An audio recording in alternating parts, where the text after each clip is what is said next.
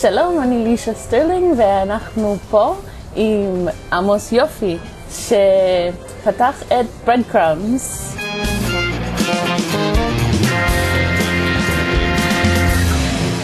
אתה יכול להגיד לנו משהו על Breadcrumbs? מה זה? לך תתחיל עם זה. Breadcrumbs היא תוכנת ניווט לטלפונים סלולריים. תוכנת ניווט מבוססת תמונות. הקונספט שלה זה שבנוסף למסלול ניווט שרואים אותו על גבי מפה, כמו שרואים בדרך כלל, אז יש גם תמונות שמציגות כל פנייה לאורך הדרך, עם איזשהו סימן או חץ קטן על התמונה שאומר כיצד צריך להתקדם. אז הרעיון הזה של להשתמש בתמונות כעזר ניווטי זה מה שמנחה את התוכנה. דבר נוסף שמיוחד בה, מאיפה מגיעות התמונות האלה? התמונות האלה מגיעות מאנשים שמשתמשים בתוכנה. בעצם תוכנה היא למסלולים שנוצרים על ידי משתמשים. אדם הולך, מצלם כמה תמונות עם הטלפון הנייד שלו, ה-GPS מקליט את המיקום, וככה נוצר לו מסלול, שאחרי זה הוא יכול לשלוח אותו לחברים, להעלות אותו לאינטרנט. וככה לאט לאט גדלה לקהילה עם מאגר של מסלולים כאלה, מכל מיני מקומות. סיפור דרך דיגיטלי כזה. איך הגיע הרעיון בשביל זה? אני חובב ניווט מושבע מגיל צעיר, בכל מיני מסגרות, ומאוד מאוד אוהב ומתעניין בתחום, פריק של מפות ותצלומי אוויר, דברים שמאוד מעניינים אותי.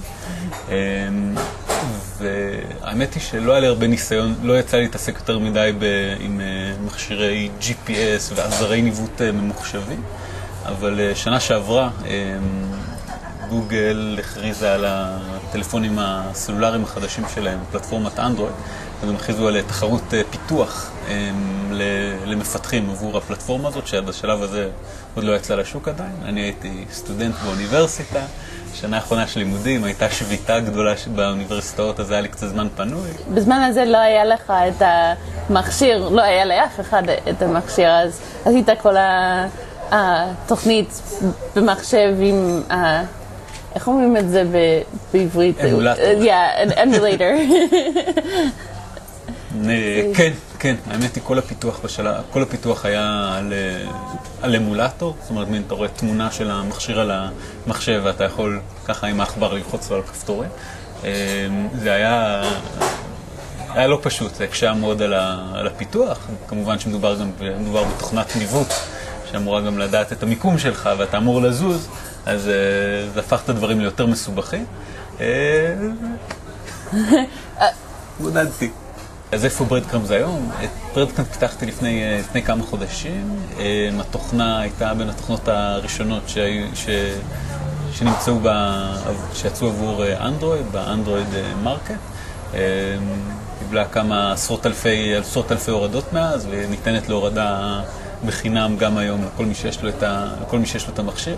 האמת היא בינתיים עברתי בתקופה האחרונה לעבוד על פרויקט אחר, תחום הפרסונליזציה, מאוד מעניין, ועכשיו אני שם. Breadcrumbs ממשיכה בשלה כרגע. מדברים על כל הפתיחות הזאת והריבוי גרסאות ומכשירים שקצת יותר מטריד, זה באמת איך יוצרים את הסטנדרטיזציה ונותנים אפליקציות וחוויות שיעבדו על כל המכשירים בצורה אחידה, ופה האמת היא חייב להודות